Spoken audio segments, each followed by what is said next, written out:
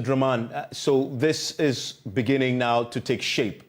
This, you say he was pushed, but some may also look at this as a negotiated exit to make way for new faces to come in, but also for him now to occupy this chairmanship position when it comes to the crafting of the party's manifesto going forward.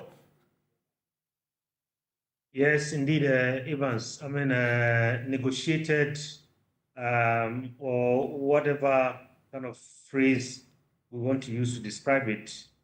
I think it could have been done in a much better way to avoid the rancor that we have seen. And if we say we want fresh face, fresh legs,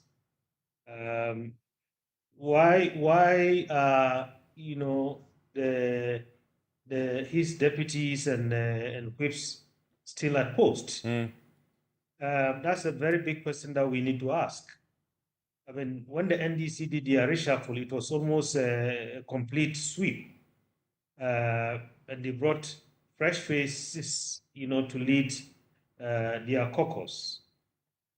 If the argument is we need, fresh ideas and so on, so still, I think there are a lot of questions, Evans, that we need to probe into in terms of, whether really all is well with this caucus. Yeah, and you make a very important point. Considering what we saw with Joe Owusu publicly warning, and clearly he would have known what was happening in the background to trigger that particular press conference. And he didn't stand there alone. There were others behind him. And Mr. Draman, you work with the MPs. Looking at the optics of the first deputy speaker going public with the people in the majority side who supported him, now learning that he's now resigned, if it's a negotiated exit or, as you put it, he's been pushed, this sets the majority caucus up for some division and the legitimacy that the new crop of leaders will require may struggle. It will struggle to sort of build that consensus around them. Yes, indeed. And you see, unlike the case of the NDC, this is, a situation where, Evans, we see daily struggles most of the time to get quorum in Parliament to make very important decisions. You don't want a situation where, as is turning out to be all the time, the minority side is always outnumbering the majority side.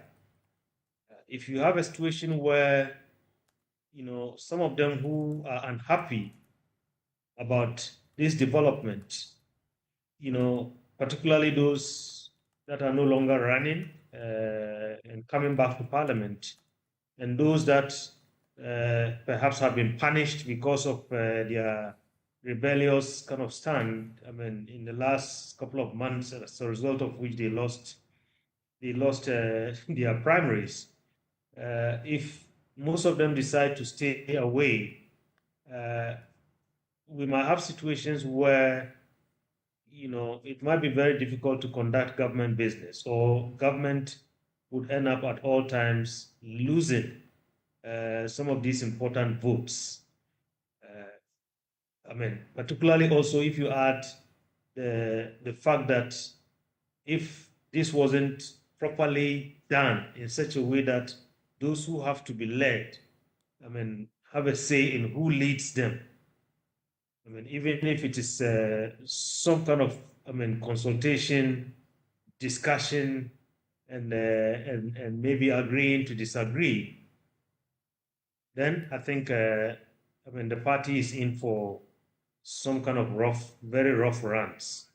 And let me add, I think I made this point yesterday on this same platform.